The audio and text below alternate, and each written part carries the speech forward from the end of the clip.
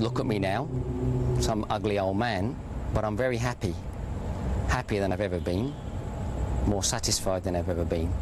All the doubts and fears, all the desires and longing for the wrong things, material things, stupid things, things that just belong to this life, that no matter what I collected, after 70, 80, 90 years, if I'm lucky, I would have to give them all up. I've swapped that for something permanent. I'm not going to lecture you, you know, if you don't want to listen to it, you don't have to listen. Just see what I have on my face. I'm happy. You could be happy too. This is something you should consider. I hope you will. Thank you. تعودنا في معظم حلقات هذا البرنامج أن يكون أبطال قصصنا ممن دخلوا الإسلام ببساطة وسهولة، لكننا في حلقة اليوم أمام شخصية فريدة وصعبة طرحت الكثير من التساؤلات على مدى أعوام طويلة حتى وصلت إلى اليقين بالإسلام. إنه سليمان، أو كما كان يدعى قبل إسلامه جاري، الذي جاء من بريطانيا. Good evening, my name's Suleiman Busby. I've been a Muslim now for 7 years, alhamdulillah. I embraced Islam here in Dubai, but after a long journey. It took me many years to accept Islam. It was not an easy thing for me. As a European, we're taught many incorrect things about Islam, and I had to unlearn a lot of these things. Also, alhamdulillah, I've managed to do that with help from many good people. I came to the Middle East in 1984. I came to Bahrain just to work. I thought I was coming for a year. I stayed for 23 years now in the Gulf and in Turkey. I've made many friends and discovered many things, and the chief thing I've discovered is Islam. When I first came to Bahrain, I was hoping to discover the customs of the Middle East, and this has turned out to be a very difficult thing, as people who come to the Gulf discover very early on. You find yourself surrounded by many foreigners of many different nationalities and faiths. They're all here to work, to achieve things for themselves. And this isn't what we expect to come for. This is not the culture that we're expecting to find. So for some time, Islam is obscured or masked from the people that come to the Gulf. So for a long time, I didn't discover anything about Islam. I heard the adhan, and I thought, this is very beautiful, what do these words mean? And people told me. But even so, this was just information. This was almost like tourism. And I'm afraid that's as far as many of us get, particularly English speakers, who find that people will speak English back to us when we arrive. And we carry on living our lives in the way we choose, and we find the other distractions and the things in the Gulf that we can do, things which are not so worthy, but things which seem pleasant at the time. So I, like so many people, carried on doing this sort of thing. وبعد سنوات 10 من العمل في البحرين لم تترك أثرا كبيرا في نفسه تجاه الإسلام، بدأت مرحلة أخرى من حياة سليمان. It was in fact probably 10 years later, after I travelled from Bahrain to Sharjah to Dubai and then on to Turkey, where I discovered something different. That's not to say that Islam is better or greater in Turkey, not at all. In fact, sadly, Islam is suppressed in Turkey in many ways. I discovered after my arrival in Turkey that there were some wonderful things to find out about that country. Of course, it has a great Islamic history, and this has sort of struck me visually straight away. I immediately discovered the beautiful Islamic architecture from the Ottoman period, the great mosques built by Mimar Sinan. These are some of the great icons of the Islamic world, and of great interest to many Westerners, and I was no exception. I was taken by the beauty of these constructions. But again, this is superficial Islam, and it was only after some time in Turkey I started to get to know the people very well. I made a point, after my time in the Gulf of spending all my time with other foreigners, I made a point of getting to know the Turks. In fact, I made it a personal objective to try not to mix with any foreigners if I could help it, to learn Turkish and to learn the culture and the customs of Turkey, which included the customs of Islam as it was in that country. وكان حلول شهر رمضان المبارك لأول مرة منذ وصول سليمان إلى تركيا حدثا فتح عينيه تجاه هذا الدين. In my first year there, we came to Ramadan, something which I'd witnessed many times before in the Gulf, but something which I just had let it pass me by, as most Westerners do. Just an annoyance, an inability to get a cup of tea during the day. In Turkey, I felt something different. I felt some sense of something else. And I soon noticed that the people who were fasting in Ramadan were the people who I'd already decided that I liked. There was an obvious correlation between the best of the people and the people who fasted. These proved to be the best of the Muslims, and I was attracted to them. So I joined in. I did what seemed like a strange thing. I started to fast in Ramadan, even though I was not a Muslim. And I found this very, very pleasing in many ways, quite challenging in other ways, but very, very pleasing. And I enjoyed the fast. I enjoyed especially the few moments before the Adhan of Maghrib and waiting quietly with the people that have been fasting all day, working right through the day. Because in Turkey there's no allowance made for Ramadan in the work. So people are fasting completely from the beginning of the day until dusk, and they're working all the time. And I did this also. And this is difficult, but alhamdulillah we succeeded. And I was impressed with this, and this gave me a feeling of achievement, and it inspired me to do more studying. And around this time somebody gave me my first Quran. It was a Yusuf Ali translation, and I was able to read it in the English and to understand something. And I was amazed when I read it that there was nothing strange in this book. I'd expected it to be full of, I don't know, Eastern mysticism, whatever nonsense you like to think that as Westerners we imagine. There was nothing odd in it. In fact, what I discovered was it wasn't like the Bible. I'd never been able to understand the Bible. The Bible seemed to me to be full of contradictions, peculiar stories that didn't seem to add up, and things which didn't seem to convey the message of Christ. The message of Jesus didn't seem to come through in the Bible except in some parts. Later I've studied this more closely and I now understand why, but that's not the subject now. The point was that the Quran made complete sense. So I read it, and this inspired me to read more. I read the biography of the Rasul and the life of Prophet Muhammad sallallahu alaihi wasallam, and this inspired me also. This was also very, very interesting. Clearly this was a great man in history. So this was facts, something that I could relate to as a Westerner, interested in logic. And I followed this. And I continue to follow it, but still nobody was doing any serious dawah to me. Nobody was trying to convince me that I should change my ways in any other way. So I became, if you like, an abstract scholar of Islam. I could have taken a qualification in Islamic studies, but this is of no real value if you don't intend to do something with it. And sadly I didn't. No one drew me across it. ويرى سليمان أن المشكلة في الدعوة إلى الإسلام تكمن في أسلوب الأشخاص الذين ولدوا مسلمين بالفطرة، وهذا يعني وجوب تغيير أسلوبهم في الخطاب.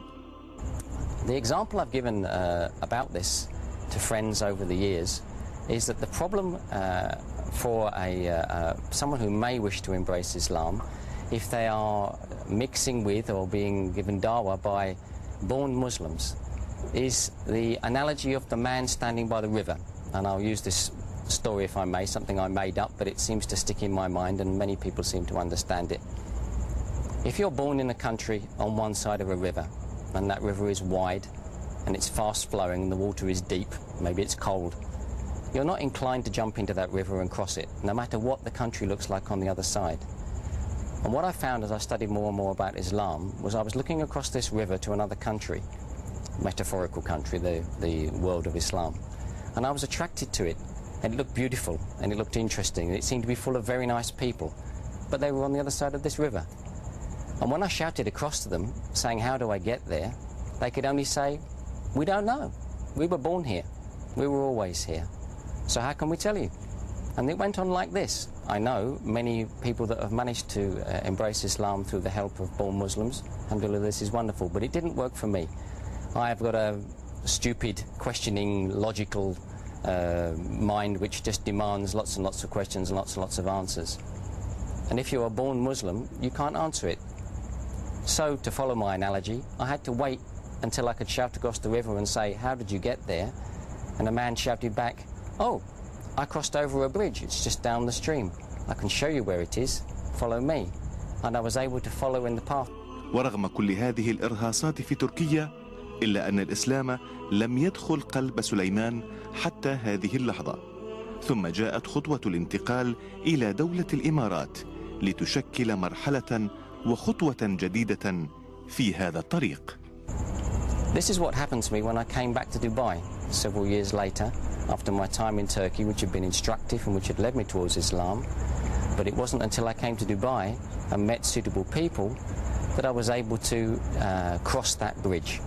After I returned from Turkey to Dubai, things had changed in Dubai, as you'd expect they would, and some things had changed for me. My life had changed. I was no longer married to the non-Muslim lady that I'd been married to before, and I was looking for a new start. I didn't know what sort of new start I wanted. I just thought it was something to do with work. And so I came to a new place to work in Dubai, but a different employer. And I was extremely fortunate at this point. By Allah, I found myself working for some very excellent people. And the person who was my boss became one of my great friends and still is to this day, Mr. Majid Balhassa, a great man. And he immediately took some interest in me. He realized that I was kind of lost in many ways and knowledgeable in some ways, but foolish in others. And he had a lot of tolerance for this and a lot of humor and a lot of kindness. And he would talk a lot with me. In the evening after work, we would discuss, or maybe we'd go out for some dinner, maybe a little bit during the office also. And he would help me to study the right things and talk to the right people, answer some of my questions as best he could. During this time, he actually coined a little description for me, which was kind of unkind in some way, but it stimulated me to react, and I think he knew this. He called me the worst sort of kafir. Now, many of you may go, oh my gosh, this is a terrible insult, but he meant it kindly, and he meant it just to get my interest. What he meant by this was, I was not a Muslim, and yet I knew so much about Islam, and yet still hadn't embraced it. And this, of course, is very bad. We're taught that if you are ignorant of Islam, and you're not brought to it, and it's not given to you in any shape or form, you're not born to it, then no harm in this. You know, you have not done anything wrong. But if you learn a lot, and you understand a lot, and you still do nothing with it, then maybe there's some doubt on you. Anyway, he didn't press me on this. He just kind of pointed it out in a nice way and allowed this to go along. But still he could see my objections were all to do with logic. All of these questions about custom and practice, all of these things that were born out of my secular upbringing. I'd never really been a Christian. I'd just been some sort of atheist or agnostic. I continued to ask questions, and there were questions he couldn't necessarily answer himself because, as I'd said earlier, he was that man stood on the other side of the river who'd always been on the other side of the river. And so it wasn't easy for him to explain things to me in a way that I could understand. Fortunately, after some time, I think it was maybe after at least a year, some men came into his orbit, some businessmen, some European Muslims, who were trying to start a great project. Their project, particularly at that time, was the wish, the great desire to reintroduce the Islamic gold dinar, so the currency of the Muslims. This seems like, even now, seems like an awfully big desire and a huge goal, and it was then, it remains so. But he brought this to me and he said, hey, you're a finance man, what do you think of this? There's some European Muslims who are trying to bring a practical aspect of Islam. The idea is that you cannot pay the zakah unless there is a gold dinar to pay it with. So you only have four pillars of Islam, and you must find the other one by some proper means. So he said to me, what do you think of this idea? Of course, I learned all about Islam, I knew what he meant by these pillars, and I said, rubbish, it can't be done. There's no way that they can overcome the financial system of the Kafirs, and this will fail. And he said, well, why don't you come and tell them this? I think I was in a bad mood, and I said, yes, sure, I'll tell them. I'll come and meet these men. ولكن هل التقى صاحب المزاج السيء بهؤلاء الرجال؟ And so he took us out, and I met these men. They were Spanish and Germans, spoke English very well, very educated, very wise, great scholars. They'd reverted to Islam 10, 20 more years before, and their knowledge was very great. These men are still doing great dawah all over the world. So we discussed. We went to this restaurant and we talked and we talked. We started with their dinner and I asked my questions. And for the first time I started to get answers that I couldn't challenge. They weren't just answering my questions from a religious point of view, but they were also answering from a point of view of logic and all the scientific sense that I thought I had and I thought I had as my objections. We talked until midnight and the restaurant threw us out. They got tired of these men sitting there debating and they put us out into the street. And we talked further. Another hour we stood standing in the street in Garhoud, watching the traffic go by and arguing these points of religion and philosophy. And at 1 o'clock in the morning, and it was a Wednesday night in the middle of the week, they said to me, "So, do you have any more questions?" And I said, "No, I don't. I've run out of questions." So they said, "Now what? You're going to embrace Islam?" What could I say? I could only say yes. So it was. They invited me to come to their house on the following Friday, 2 days later. I came to their house, we prepared, they gave me some last lessons, some last advice, things I needed to know about the Salah, about making wudu, ghusl. And we went to the Grand Mosque in Jumeirah, where I said my Shahada. And I immediately got 1,000 big brothers all hugging me and delighted. And I'd never seen so many happy faces, never. No birthday party, no Christian gathering, no any other sort of gathering. So many pleased people, and they were all pleased for me. Well, I felt like the star of the show, and that was an amazing experience. The rest of that day passed in a whirl of meeting lots of new people who all treated me as something special, something I'd never been before. And this was fantastic.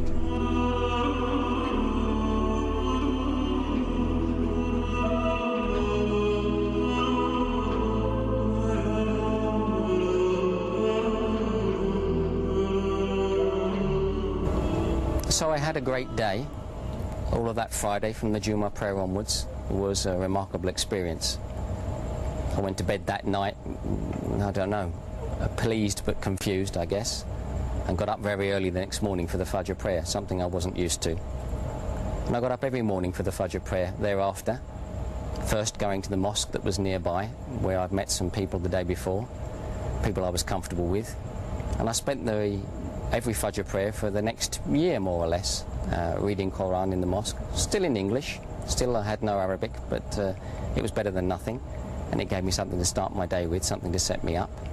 And I had all these great new friends around me, Spanish and German guys, many other reverts who were coming to a centre near there, the Jumeirah Islamic Learning Centre, which was new at that time, in the year 2000. This was 7 years ago now. And I still carried on meeting great people all around the town and participating in many great gatherings. And this increased my knowledge. وبعد هذه الرحلة الطويلة وبعد أن اعتنق الإسلام اكتشف سليمان أن أمامه تحديات لا بد من مواجهتها، منها إخبار العائلة والزواج من مسلمة. One of the big challenges that came up in the days after my embracing Islam was, of course, I suddenly realised I had to tell my family. My parents, my 2 sisters, I have no brothers, all back in England, where I come from. And I had to explain this to them. This would be a bit of a shock. It was kind of a surprise to me, so it was bound to be a surprise to them. Alhamdulillah, they weren't that surprised. And what I quickly found is that family is family. I've heard of some people have some unfortunate experiences where their families react with fear or doubt, but mine didn't. Mine accepted it. They've always been supportive. They've always said whatever is right for me, it must be right for me. And they've watched on and smiled, as they still do to this day. Still, my Islam wasn't complete, and winding forward 6 years, it wasn't until I'd gone away from Dubai again and come back again for the 3rd time, again, Dubai, and back to the Jumeirah Islamic Learning Centre, which had moved on to another location by then, different people, new faces. But again, it was Majid Belhassa that brought me. And we came to the centre, and I got to meet the people there. And the next step arose. one of the ladies who run the centre said to me, Suleiman, as my name then was. I'd ceased to be Gary, I'd become Suleiman. All the friends, the good friends, knew me as Suleiman. This is a name I'd chosen for myself, which is a wonderful thing. Not many of us get to choose our own name, and I chose mine, so I'm very happy with it. They said, Suleiman, are you married? And I thought, well, this is a bold question, but she didn't mean it like that. She just was disapproving. I said, well, no. And she said, this won't do. I said, well, you know, what to do? You know, money, have to do things. And she said, no, you have to be married. A Muslim must complete his Islam by being married. I said, well, if you say so. I don't know why I didn't argue. I should have argued, but maybe I'd learned by then not to argue with my nonsense questions. And she said, what's your specification? And we laughed. I said, I don't have a specification. She said, never mind. I think I know what it is. Anyway, the next week I came back and she stopped me and she said, ah, Suleiman, I found your wife. I said, really? I didn't know I'd lost her. But he said, yes, I found her. If you come back next week, I'll introduce you to your wife. So I thought, this is interesting, very interesting, especially as a Westerner who's unused to these sort of customs. So I came back the next week and I sat in this lady's office. She sat there as chaperone in the proper way. And she brought this lady in, sat her down. She said, we were introduced and we talked and we talked and we got on very well. And we met a few more times outside, open places where we could chat happily and not be troubled by anybody, but sitting in public. And we talked and we talked, and the more we talked, the more we liked it. And after some time, my wife, who is not a revert, she's Egyptian, she's a born Muslim, said to me, well, this won't do. We can't carry on meeting like this. You know, the coffee may be nice, but this is disgraceful. We laughed about this, but never mind. She said, so what's it going to be? I said, well, you'll have to marry me then. And she said, yeah, that's okay. So we did. A few months later, I travelled to Cairo and we married there. Alhamdulillah, I met all of her family and it was wonderful, and they accepted me also. And this was something which I should have done long before, obviously, but everything has its time. Now my wife is my inspiration and she's completed my Islam, and that enables me now to move ahead. ومن واقع تجربته الطويلة وحواراته الأطول قبل أن ينعم الله عليه بالإسلام، يتوجه سليمان بكلمة إلى المسلمين وإلى من زالوا واقفين على ضفة النهر. So that's my story. I hope it doesn't bore you too much. I think I just have one thing I want to say. Those of you that are watching that were born Muslims, alhamdulillah, you were blessed. And I just hope that you treasure it and you treat it as you should, as a gift that you were given at birth, something very wonderful. If you're watching and you already are a Muslim, but you are a revert like me, then Mabruk, congratulations. Also, alhamdulillah, always alhamdulillah. I hope your story was something wonderful for you, whether it was a sudden discovery or a slow and tortuous argumentative path like mine. Whatever it was, I hope it brought you to the right place. If you're not a Muslim, then I have something else to say to you. That is, look at me now, some ugly old man, but I'm very happy. Happier than I've ever been, more satisfied than I've ever been. All the doubts and fears, all the desires and longing for the wrong things, material things, stupid things, things that just belong to this life, that no matter what I collected, after 70, 80, 90 years, if I'm lucky, I would have to give them all up. I've swapped that for something permanent. I'm not going to lecture you, you know, if you don't want to listen to it, you don't have to listen. Just see what I have on my face. I'm happy. You could be happy too. This is something you should consider. I hope you will. Thank you.